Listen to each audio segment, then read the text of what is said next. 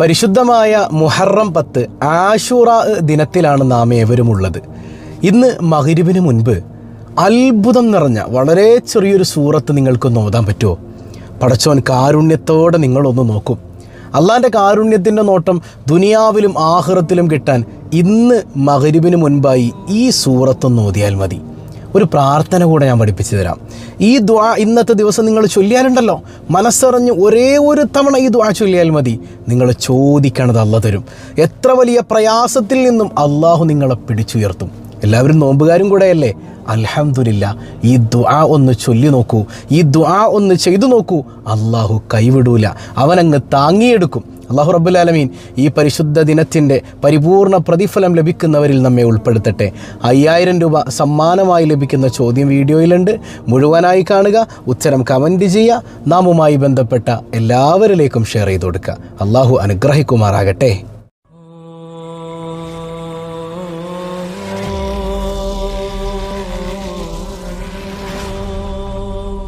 അസ്സലാമു അലൈക്കും വറഹ്മത്തുള്ളാഹി വബറകാതുഹു. എന്തൊക്കെയുണ്ട് എല്ലാവരുടെയും വിശേഷം? സന്തോഷമല്ലേ? എവിടെ ഒരു പുഞ്ചിരി വിടരട്ടെ. നോമ്പൊക്കെ പിടിച്ച് നല്ല പുഞ്ചിരിയോടുകൂടെ അൽഹംദുലില്ലാ പറഞ്ഞേ. അൽഹംദുലില്ലാഹി റബ്ബിൽ ആലമീൻ.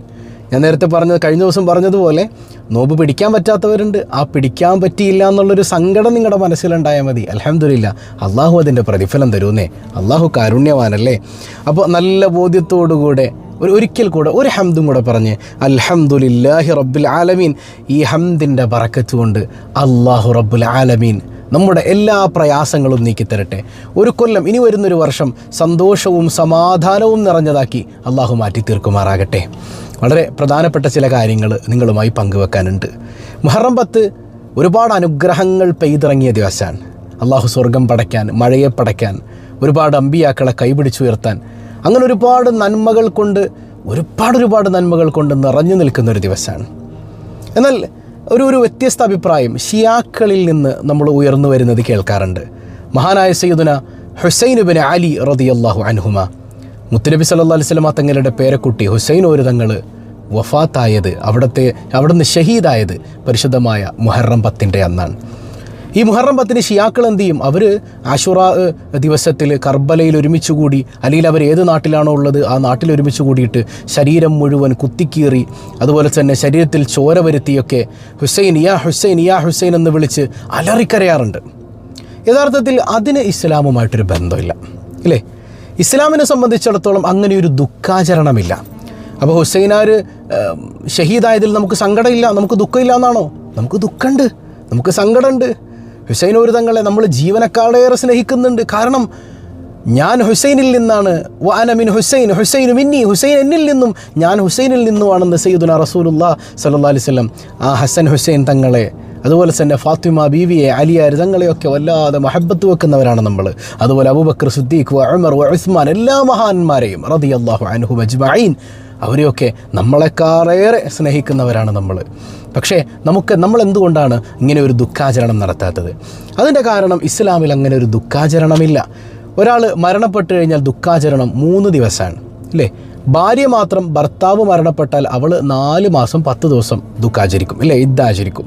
അത് കഴിഞ്ഞാൽ പിന്നെ അവൾക്ക് വേണമെങ്കിൽ വേറെ വിവാഹം കഴിക്കാം. അല്ലാതെ കൊല്ലം ദുഃഖം ആചരിക്കലില്ല. അപ്പോൾ ഉസ്താദ്, നമ്മൾ ആണ്ട് നടത്തുന്നത് ദുഃഖം ആചരിക്കാനല്ല. ആ ആണ്ടിൻ്റെ സമയത്ത് ആ മരണപ്പെട്ടു പോയ മനുഷ്യർക്ക് എന്തെങ്കിലുമൊക്കെ ഹദിയ ചെയ്ത്, അവർക്ക് വേണ്ടി ദുആ ചെയ്ത്, അവരുടെ ഖബറിടം പ്രകാശപൂരിതമാക്കാൻ അള്ളാഹിനോട് ഒരുമിച്ചിരുന്ന് ദുആ ചെയ്യാൻ വേണ്ടിയിട്ടാണ് നമ്മൾ ആണ്ട് നടത്തുന്നത്, അല്ലാതെ ദുഃഖാചരണമല്ല. അപ്പോൾ ദുഃഖാചരണം ഇസ്ലാമിലില്ല, അത് നിഷിദ്ധമാണ്. ദുഃഖാചരണം നടത്തുന്നത് യഥാർത്ഥത്തിൽ ഷിയാക്കളും പുത്തൻവാദികളാണ്. അതുപോലെ മറ്റു പല പുത്തൻവാദികളും ബിദ്അത്തുകാരൊക്കെ ഇവിടെ ഉണ്ടല്ലോ. അപ്പോൾ അതിനൊരു ഉദാഹരണം പറഞ്ഞാൽ, റബീഉൽ അവ്വൽ 12 വരുമ്പോൾ അഷ്റഫുൽ ഖൽഖ് സല്ലല്ലാഹു അലൈഹി വസല്ലം തങ്ങളുടെ ജന്മദിനം നമ്മൾ ആഘോഷിക്കാറുണ്ട്. അതിൻ്റെ കാരണം എന്താ? അവിടുന്ന് വഫാത്തായ ദിവസം റബീഉൽ അവ്വൽ 12 തന്നെയാണ്, ജനിച്ചതും 12-നാണ്. അവിടുന്ന് പഠിപ്പിച്ചു, എൻ്റെ ജനനവും എൻ്റെ വഫാത്തും നിങ്ങൾക്ക് ഹൈറാണ്. ഹൈർ വരുമ്പോൾ നമ്മൾ ആഘോഷിക്കുന്നു, അല്ലാതെ ദുഃഖം ആചരിക്കാൻ ഇസ്ലാം പഠിപ്പിക്കുന്നില്ല. എന്നാൽ ബിദഅത്തുകാർ ചെയ്യുന്നത് എന്താ?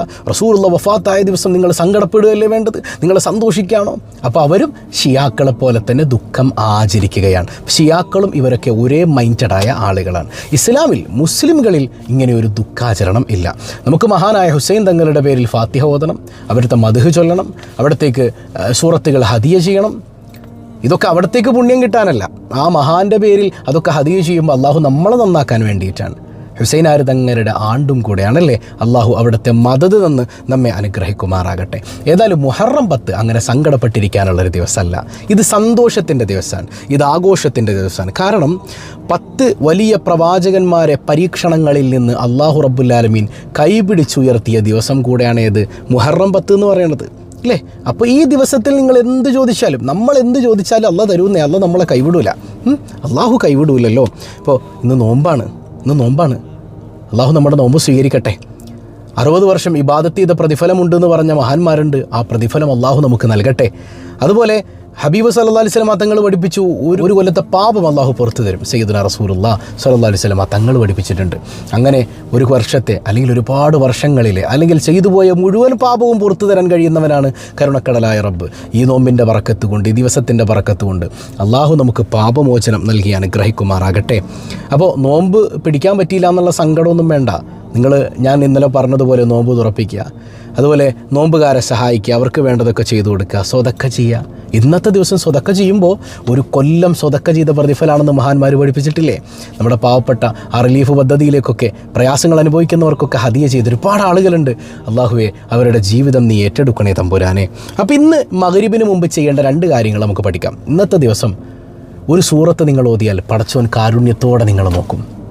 ഒരു ദുആ ചെയ്താലോ, ഒരു അത്ഭുത ദുആ ഉണ്ട്, ആ ദുആ ചെയ്താൽ നിങ്ങൾ ചോദിക്കുന്നത് അള്ളാഹ് തരുമെന്ന് മഹത്തുക്കൾ പഠിപ്പിക്കുകയാണ്. ഏതാണ് ആ ദുആ എന്ന് നമുക്ക് ആദ്യം പഠിക്കാം, എന്നിട്ട് ആ സൂറത്ത് ഏതാണെന്ന് പഠിക്കാം. അപ്പോൾ ദുആ ചെയ്യുന്നതിന് മുൻപ് ഹംദും സ്വലാത്തും മസ്റ്റാണ്, ഇല്ലേ? അൽഹംദുലില്ലാഹി റബ്ബിൽ ആലമീൻ, അല്ലാഹുമ്മ സ്വല്ലി അലാ സയ്യിദിനാ മുഹമ്മദിൻ വഅലാ ആലി സയ്യിദിനാ മുഹമ്മദ്. ഇൻഷാ അല്ലാഹ് ഇനി ആ ദുആ ഒന്ന് നോക്കിയേ. ഇതൊക്കെ സ്ക്രീൻഷോട്ട് എടുത്ത് വെച്ചിട്ട് മനസ്സറിഞ്ഞ് ഒരു തവണയെങ്കിലും ഇന്ന് ചൊല്ലണം കേട്ടോ. അള്ളാഹു തൗഫീക്ക് ചെയ്യട്ടെ. എന്താണ് ഈ ദുആയിലുള്ളത്?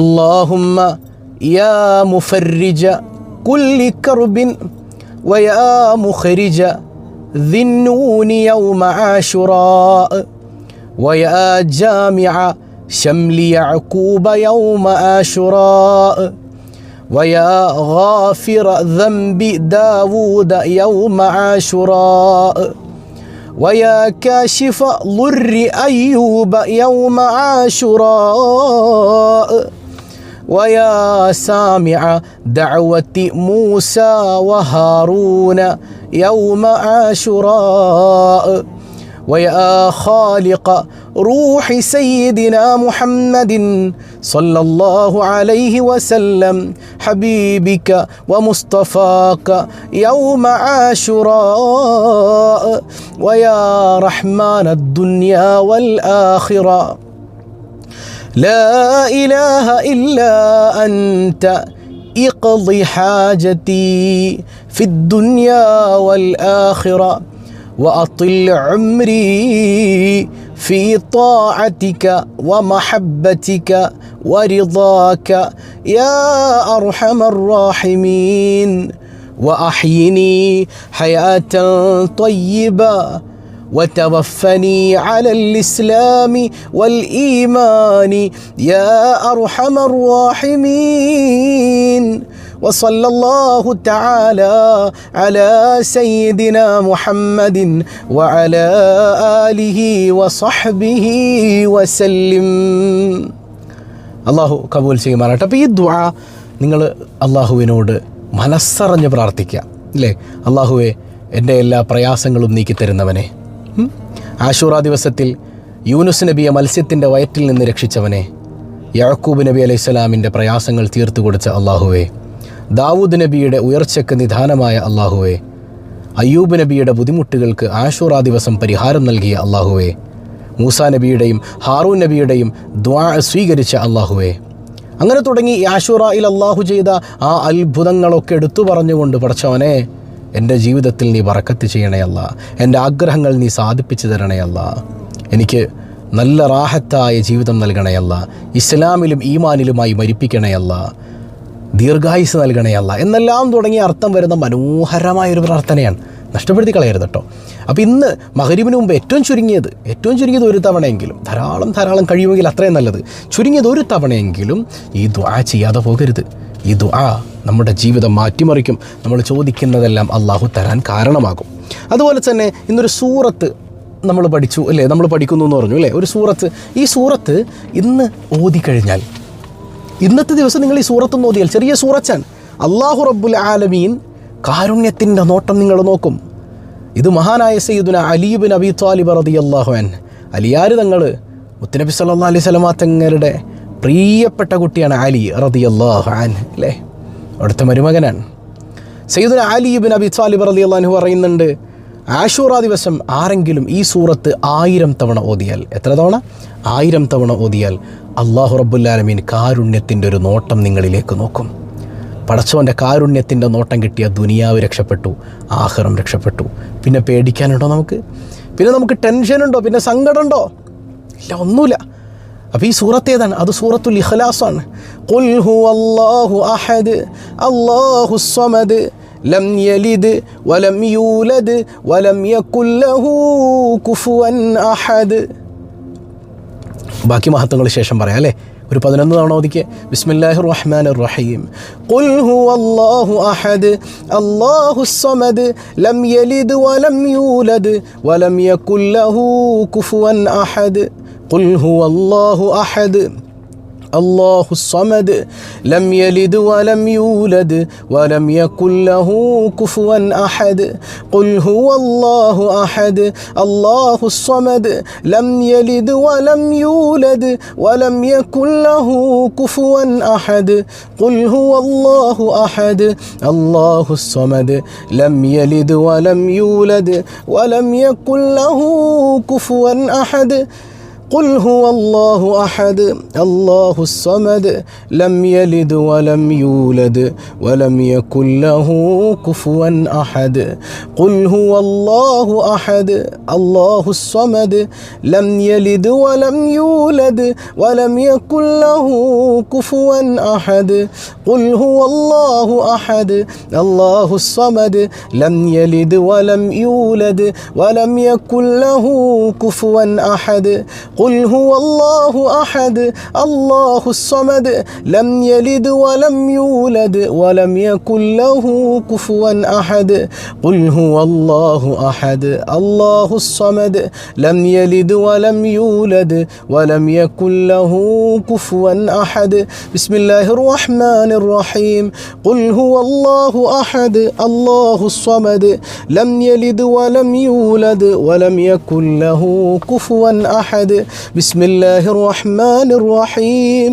قل هو الله أحد الله الصمد لم يلد ولم يولد ولم يكن له كفوا أحد. അല്ലാഹു കബൂൽ ചെയ്യട്ടെ. ഈ സൂറത്തിനോടൊരു പ്രണയം വേണം.